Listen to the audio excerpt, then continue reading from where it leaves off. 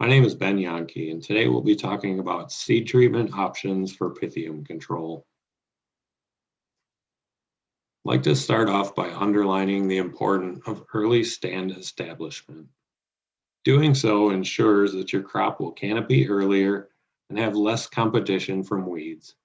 Also allows for maximum yield potential and less concern from replant issues.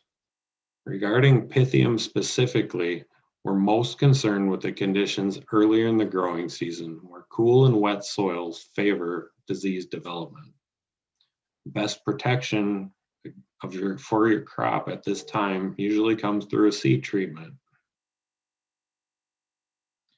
Some of the characteristics of Pythium: it's one of the leading causes of seedling loss in corn.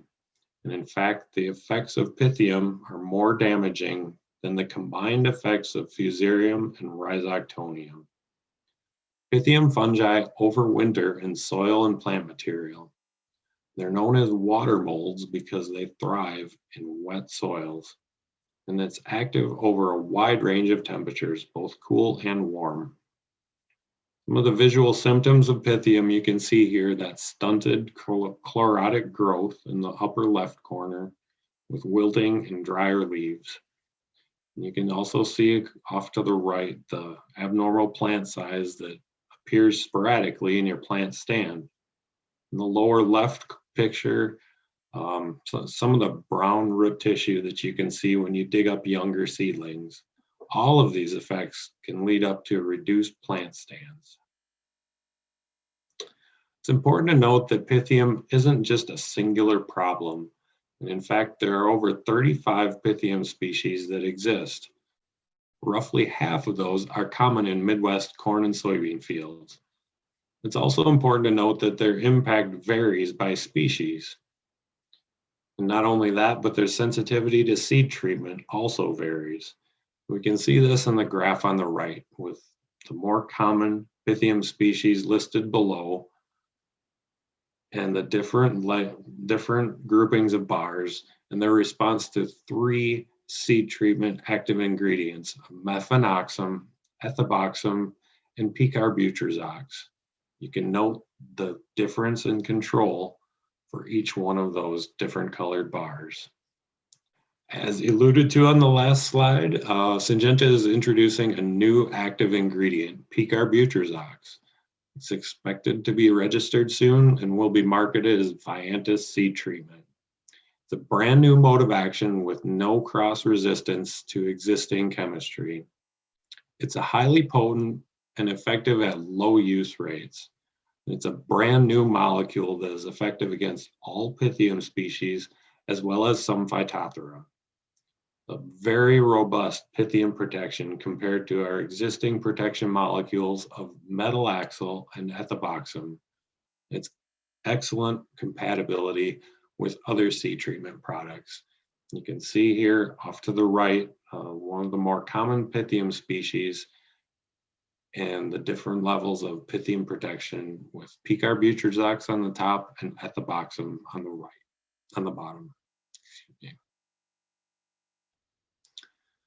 This is another great visual representation and the control that we see with picarbutyrazox, metalaxyl, and an untreated check against two more common Pythium species.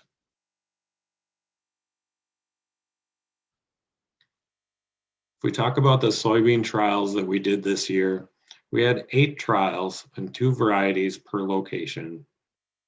Relative maturity groups ranging from early group 2 to late group 3.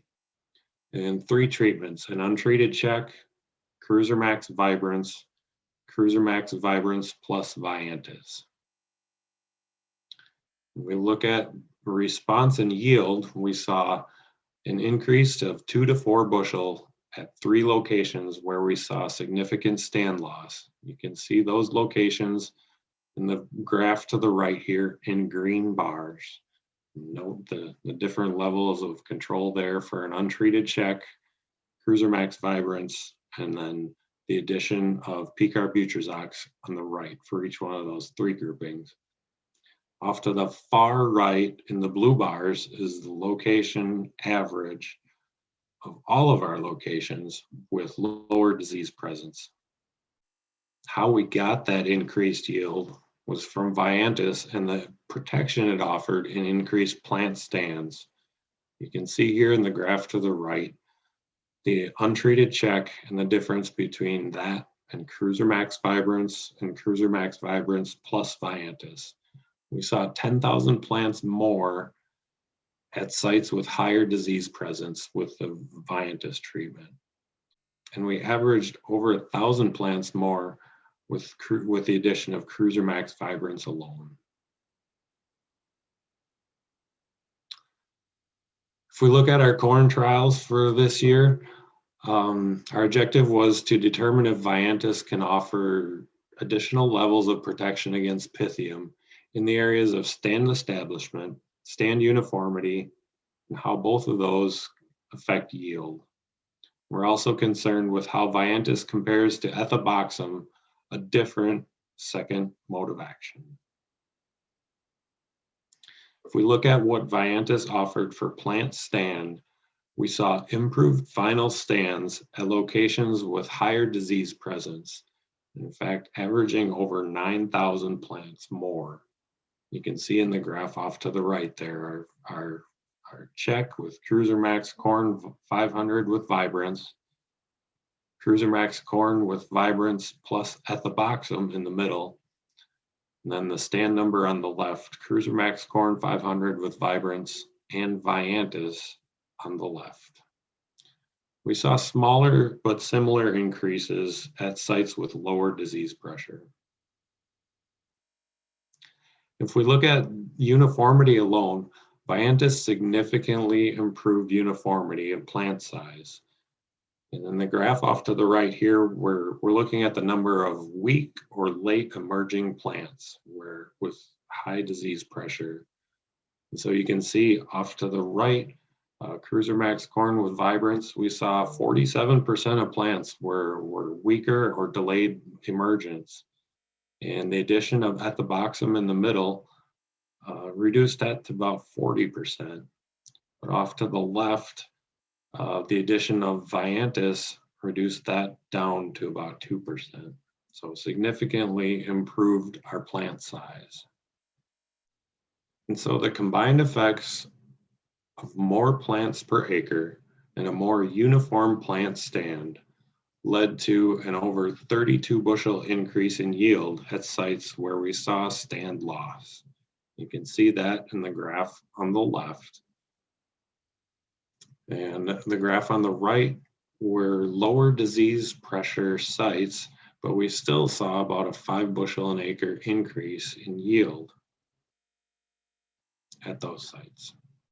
When we look at what we can do to manage Pythium, it comes back to the disease triangle.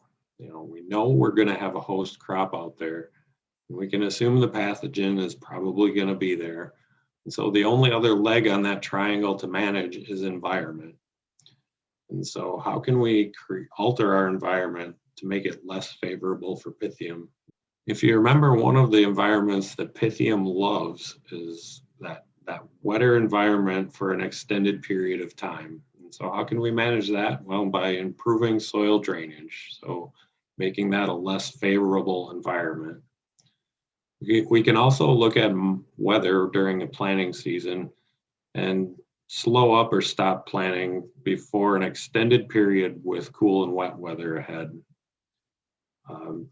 Even distribution of crop residue at harvest is another way to eliminate some of those cool, wet patches where residue is bunched up on the surface.